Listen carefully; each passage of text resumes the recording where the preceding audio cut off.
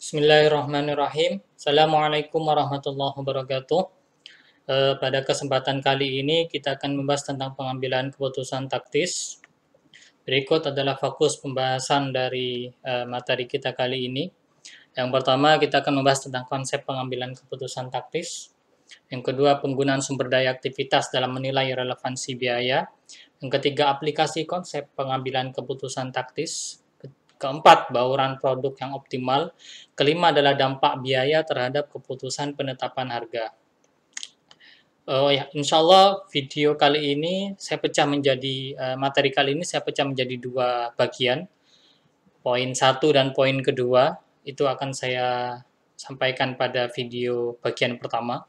Ketiga dan kelima pada video bagian kedua.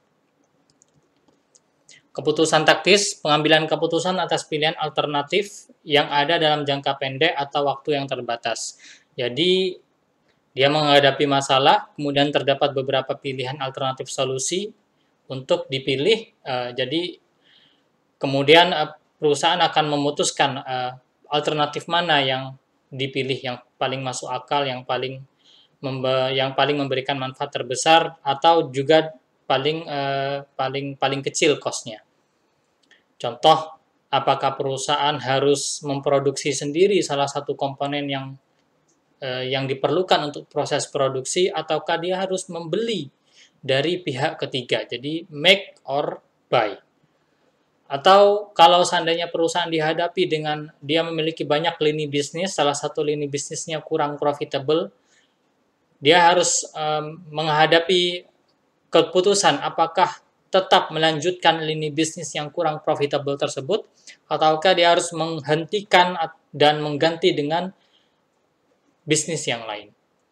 Itu adalah beberapa contoh keputusan taktis. Jadi dampaknya adalah jangka pendek. Adapun kalau dampaknya jangka panjang, itu adalah keputusan strategis. Jadi keputusan taktis itu mendukung terhadap keputusan strategis. Adapun 6 langkah pengambilan keputusan taktis, pertama adalah menentukan masalah, yang kedua mengidentifikasi alternatif solusi atas masalah, yang ketiga mengidentifikasi biaya dan manfaat dari masing-masing alternatif solusi yang ada, keempat keempat total biaya relevan, jadi tidak semua biaya itu relevan. Kalau ketiga ini adalah all cost, semua biaya. Yang keempat hanyalah biaya yang relevan saja. Biaya relevan itu apa? Nanti akan kita bahas. Evaluasi faktor-faktor kualitatif. Jadi kalau ketiga dan keempat adalah faktor-faktor yang bersifat kuantitatif, yang bersifat finansial. Yang kelima adalah faktor kualitatif atau yang bersifat non-finansial. Baru kelima, setelah menimbang faktor kuantitatif dan kualitatif, maka perusahaan akan memilih alternatif solusi mana yang paling memberikan manfaat terbesar. Contoh, ini adalah perusahaan namanya Tidwell. Dia melakukan produksi atas komponen kendaraan. Dia sudah eksis selama 5 tahun. Perusahaan ini dalam melakukan proses produksinya, dia menyewa lokasi selama 10 tahun, dan ketika sudah 5 tahun beroperasi, dia mengalami kenaikan permintaan. Kenaikan permintaan tersebut ingin dia antisipasi dengan cara meningkatkan produksi dan juga meningkatkan penyimpanan untuk barang yang sudah diproduksi. Ada dua alternatif yang dianggap paling feasible, paling cocok bagi perusahaan. Pertama adalah menyewa gedung yang baru untuk dijadikan gudang ketika produksinya ditingkatkan. Dan yang kedua adalah tidak perlu menyewa gedung yang baru, tapi cukup dia mengoutsource, membeli produk beberapa komponen saja yang bisa disediakan oleh pihak ketiga. Jadi dia hanya memproduksi komponen yang tidak disediakan oleh pihak ketiga.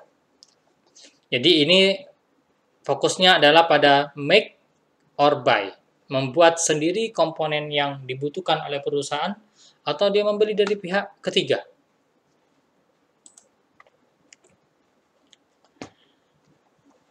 Ini step-step untuk melakukan mengaplikasikan pengambilan keputusan taktis. Pertama, mendefinisikan masalah.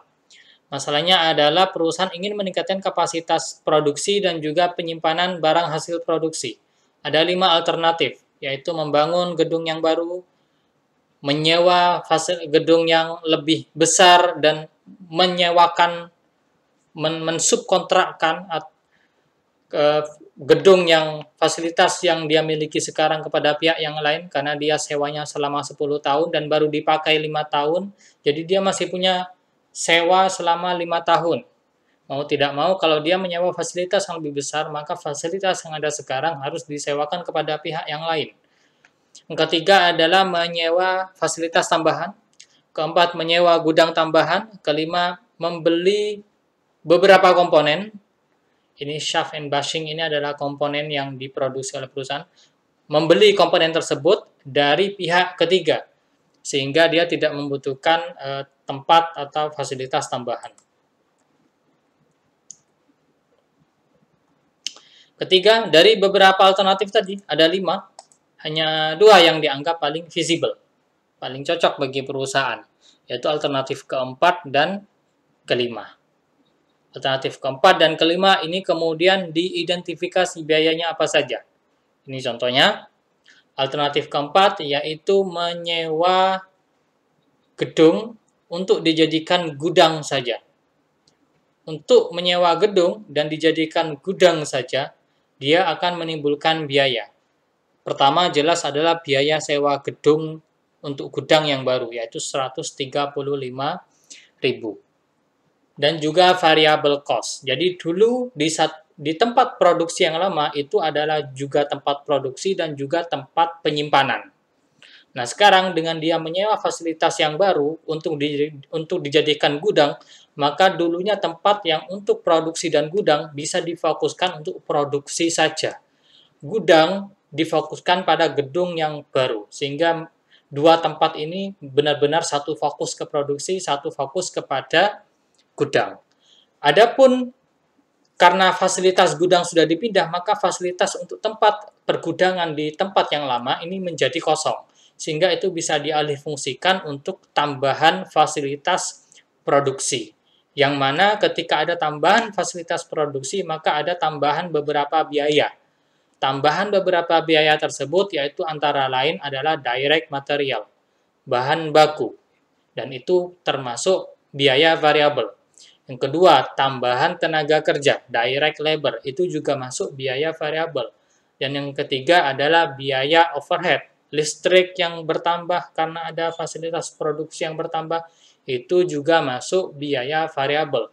Di total semua biaya variabel adalah 345.000. Jadi total kalau alternatif keempat dipilih itu sebesar 480.000. Adapun jika alternatif yang kelima yang dipilih, perusahaan tidak perlu menyewa gedung yang baru untuk dijadikan gudang, tidak perlu keluar uang 480.000, perusahaan cukup keluar uang 460.000.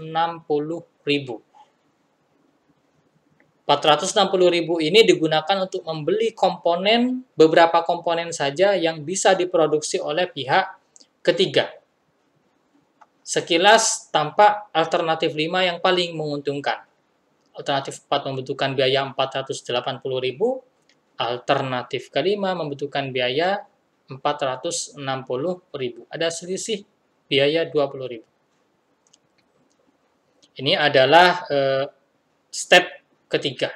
Kemudian menghitung biaya relevan. Di sini dianggap semua biayanya adalah biaya relevan. Semua biayanya adalah biaya relevan, jadi alternatif keempat dan alternatif kelima, maka ada perbedaan sebesar 20.000. Maka diambil step yang kelima, yaitu menilai kualitatif faktor. Pertama adalah kualitas dari external supplier. Apakah barang yang diproduksi oleh pihak ketiga tersebut kualitasnya bagus? Karena kalau kualitasnya buruk, nanti berakibat pada biaya tambahan berupa rework. Atau kalau seandainya sudah selesai diproduksi, nah dilempar ke pasar dan barangnya cepat rusak, maka perusahaan akan menerima banyak komplain dari customer. Jadi kualitas ini harus diperhatikan betul oleh perusahaan. Yang kedua adalah reliabilitas dari eksternal supplier. Apakah perusahaan ini benar-benar, pihak ketiga benar-benar bisa memberikan supply yang tidak pernah terputus? Apakah supply-nya benar-benar delivered on time? Sehingga proses produksi perusahaan tidak terganggu karena adanya gangguan pada supply bahan baku. Jadi itu diperhatikan betul. Yang ketiga adalah price stability. Apakah nanti harga barang yang dibeli dari supplier ini akan terjadi akan mengalami instabilitas, naik turun. Keempat, labor relation. Ini maksudnya bagaimana pihak ketiga memperlakukan tenaga kerjanya dan juga bagaimana pandangan komunitas terhadap pihak ketiga tersebut. Setelah menilai 4 ini, maka dilakukan penilaian. Di sini qualitative factor outweigh cost. Maksudnya perusahaan ketika menimbang antara alternatif keempat dan alternatif kelima, perusahaan menemukan bahwasanya qualitative factor itu lebih penting sehingga mengalahkan biaya. Sehingga meskipun alternatif kelima lebih murah, 460.000 saja, lebih murah 20.000 dibandingkan alternatif keempat, tapi mungkin dikhawatirkan kedepannya akan terjadi masalah baik dari sisi kualitas supplier, kualitas barang yang diproduksi oleh supplier maupun reliabilitas keberlangsungan usaha atau keberlangsungan produksi supply dari pihak ketiga, maka perusahaan memilih untuk memilih alternatif yang keempat, yaitu menyewa fasilitas yang baru untuk dijadikan gudang saja. Sehingga fasilitas yang lama itu bisa difokuskan seluruhnya untuk kegiatan produksi saja. Nah, kita masuk kepada pengertian biaya relevan seperti tadi dibahas. Kebetulan kalau contoh yang tadi, seluruh biaya kebetulan adalah seluruhnya adalah biaya yang relevan. Jadi kalau kita bicara apa itu biaya relevan? Biaya relevan adalah biaya masa depan. Kata kuncinya biaya masa depan dalam berbagai alternatif dengan biaya yang berbeda untuk mengambil keputusan. Biaya relevan disebut juga biaya diferensial. Ada lagi namanya biaya irrelevan atau tidak relevan, biaya masa lalu, bandingkan dengan relevan tadi biaya masa depan, atau biaya yang tidak memberikan alternatif. Jadi kalau seandainya kita bisa buat skema, maka seperti ini. Biaya kita bagi menjadi dua. Future cost, biaya masa depan, atau biaya masa lampau. Biaya masa lampau itu irrelevan. Future cost kita bagi lagi menjadi dua. Future cost yang berbeda pada masing-masing alternatif. Kalau mengambil alternatif ini, maka biaya yang dikeluarkan ini. Kalau mengambil alternatif yang itu, maka tidak ada biaya yang dikeluarkan. Nah, itu namanya differ. Jadi, berbeda pilihan yang diambil akan menghasilkan pada berbedanya biaya yang harus dikeluarkan oleh perusahaan. Itu yang disebut dengan biaya relevan. Kalau keputusan A yang diambil biayanya 1.000, keputusan B yang diambil biayanya 0, maka itu disebut dengan biaya relevan. Contoh direct labor. Tadi, contoh pada proses, misal perusahaan ingin melakukan apakah memproduksi sendiri barangnya, ataukah melakukan outsource, dia membeli dari pihak ketiga, maka direct labor adalah differ across alternatif. Kalau dia memilih untuk melakukan produksi sendiri, maka dia perlu merekrut tenaga kerja tambahan, sehingga dia akan mengeluarkan biaya tambahan untuk tenaga kerja. Ada biaya tambahan untuk tenaga kerja kalau memproduksi sendiri. Kalau perusahaan memilih untuk membeli dari pihak ketiga dan tidak mau repot untuk memproduksi sendiri, maka tidak akan ada yang namanya biaya direct labor. Karena perusahaan sudah terima jadi komponen dari pihak ketiga. Jadi karena differ ini, karena berbeda, setiap keputusan diambil memiliki biaya yang berbeda, maka ini disebut dengan biaya relevan. Kalau ternyata ini biaya masa depan, tapi apapun pilihan yang diambil biayanya sama, maka itu disebut dengan same across alternative, dan itu adalah irrelevant. Misal contoh adalah perusahaan sudah perusahaan ini sudah memiliki tempat yang sudah disewa sebelumnya. Sudah disewa sebelumnya dengan nilai sewa katakanlah 100.000. Ketika dia mau beli ataupun mau menyewa tempat yang baru, sewa tempat yang lama itu tidak terpengaruh. Mau dia beli, dia tetap harus bayar sewa tempat yang lama. Mau dia menyewa tempat yang baru, dia tetap membayar sewa yang lama sesuai dengan harga yang sudah disepakati sebelumnya. Maka itu ketika apapun keputusan yang diambil dan biayanya sama, maka itu disebut dengan irrelevan. Biayanya tidak relevan. Ingat, menjadi relevan kalau berbeda keputusan yang diambil, maka berbeda pula biaya yang harus dikeluarkan oleh perusahaan. Dan klasifikasi yang kedua, ini adalah future cost. Yang kedua adalah past cost, biaya yang lampau. Depresiasi, jadi penyusutan mesin. Perusahaan sudah memiliki mesin untuk melakukan produksi, sudah memiliki dari dulu. Jadi kemudian ada biayanya, yaitu adalah biaya penyusutan. Biaya penyusutan adalah biaya yang tidak relevan, karena mau dia beli, mau dia sewa gedung untuk gudang tadi, maka tidak akan ada dampaknya terhadap biaya depresiasi mesin yang sudah dimiliki. Itu disebut dengan irrelevan.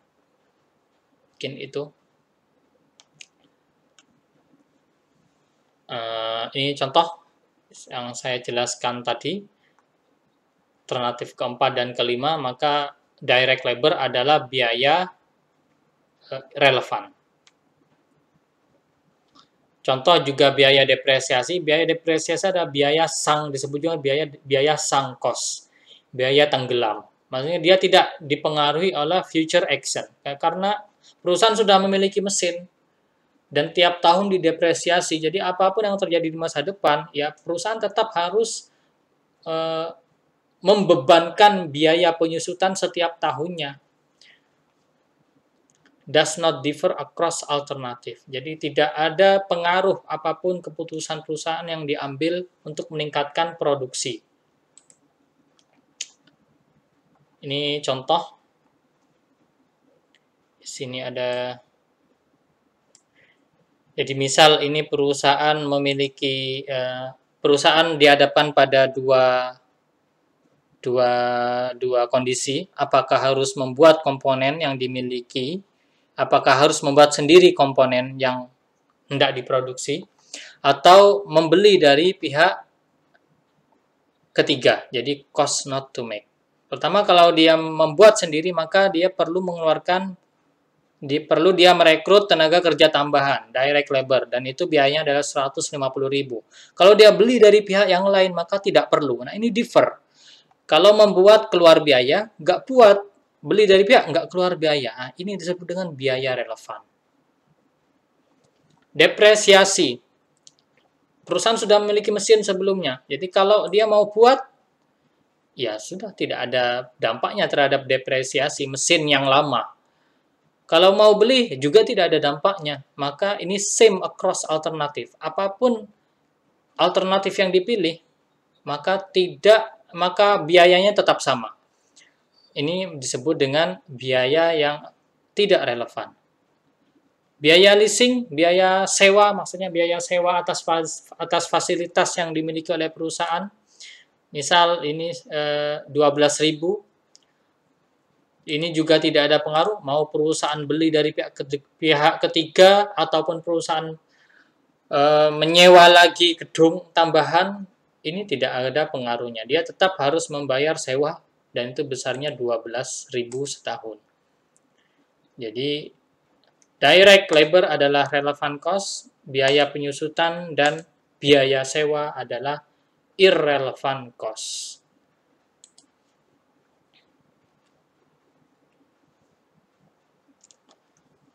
Kemudian ada lagi disebut dengan flexible resources.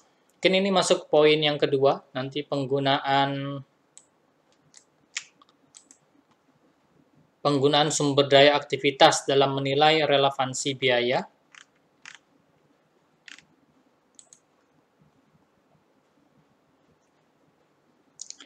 Pertama ada sumber daya yang sifatnya fleksibel, yaitu dengan mudah dibeli pada saat dibutuhkan.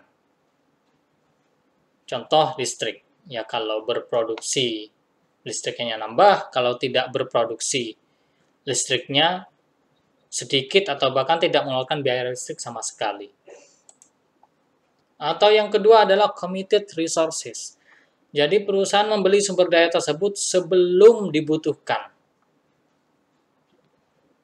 Contoh adalah biaya tenaga kerja, labor.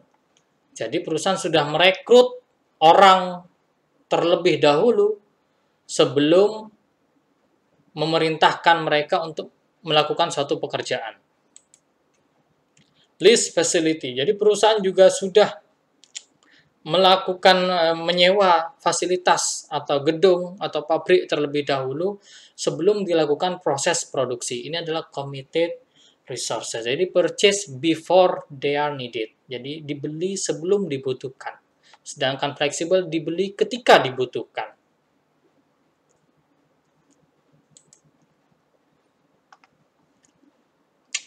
Contoh, ini sebuah perusahaan manufaktur mempekerjakan 5 orang insinyur, yang 5 orang tersebut memiliki kapasitas untuk bekerja selama 10.000 jam engineering hours. Berarti tiap-tiap insinyur bekerja selama 2.000 jam. Biayanya sebesar 250.000.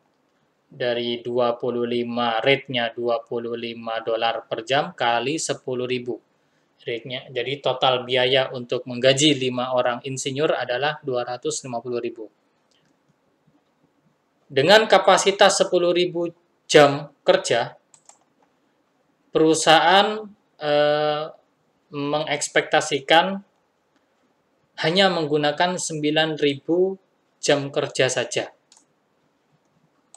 Dengan demikian, perusahaan memiliki unused capacity, jadi kapasitas yang tidak digunakan.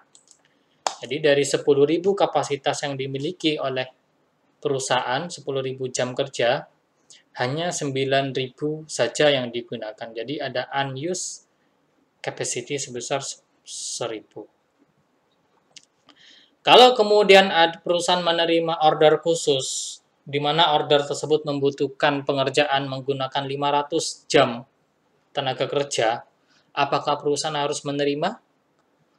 Maka jawabannya adalah yes.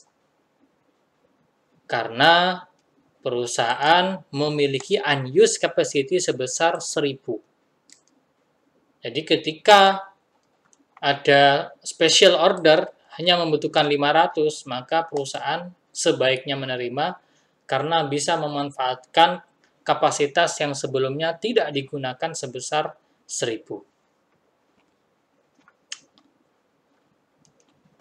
Jadi committed resources, jadi ini adalah model penggunaan sumber daya aktivitas dalam mengukur relevansi.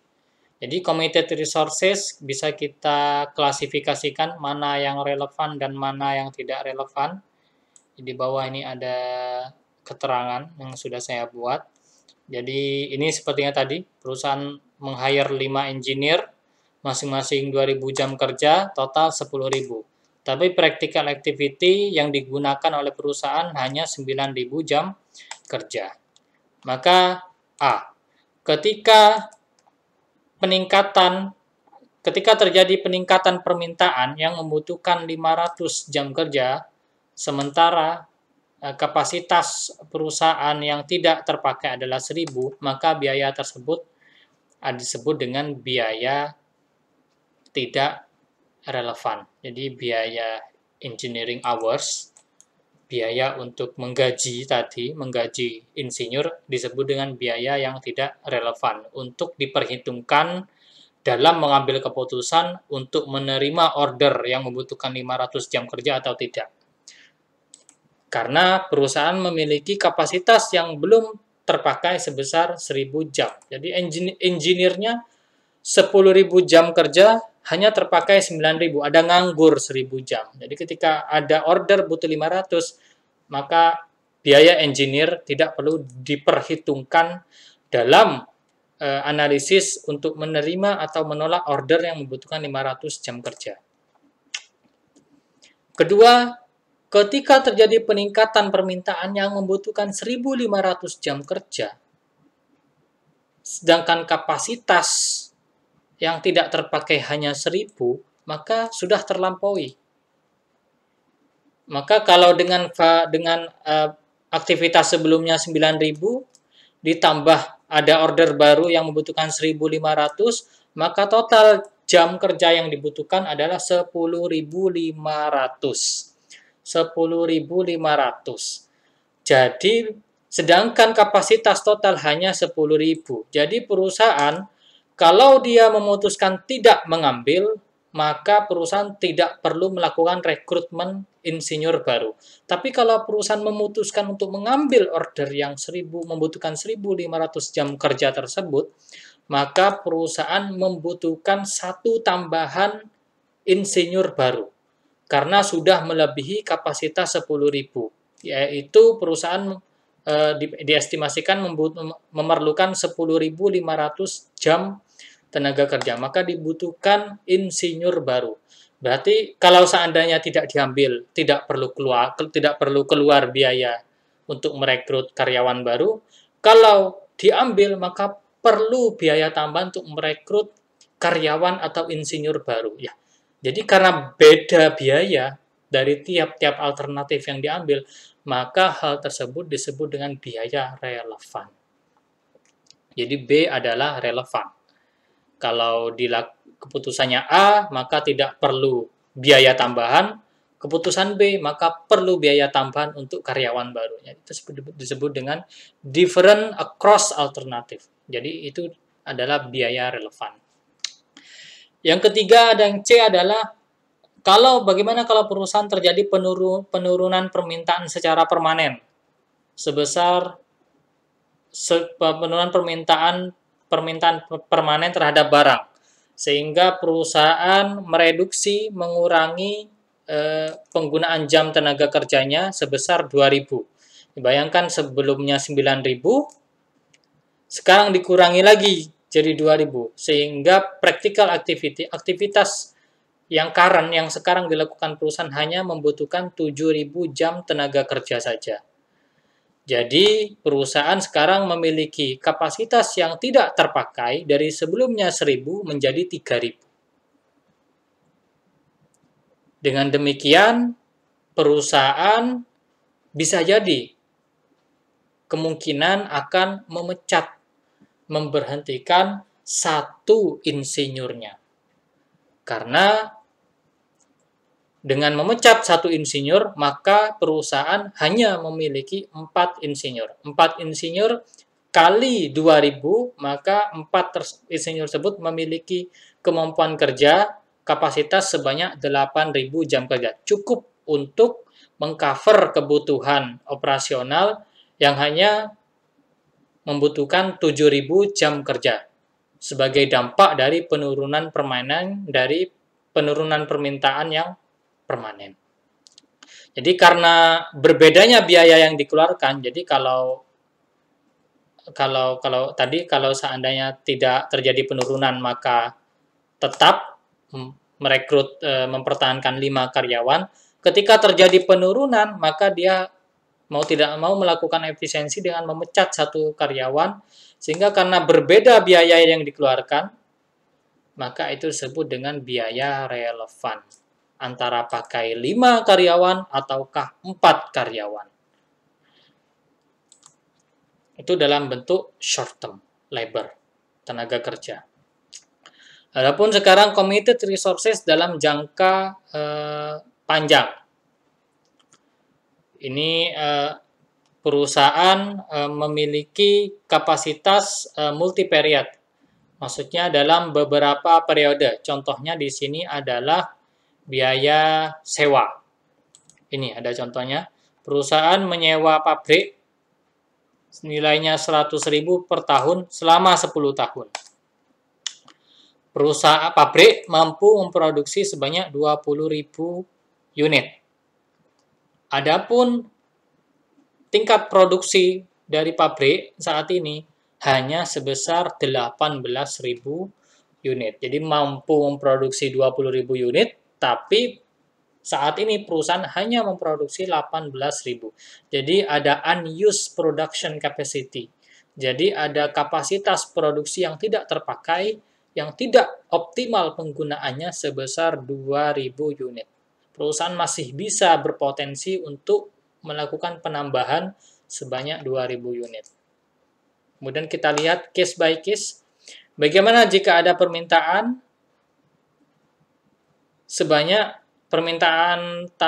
bagaimana jika terjadi peningkatan permintaan sebanyak 1.000 unit, sedangkan kapasitas produksi perusahaan yang belum dimaksimalkan sebesar 2.000, maka tidak ada biaya tambahan bagi perusahaan.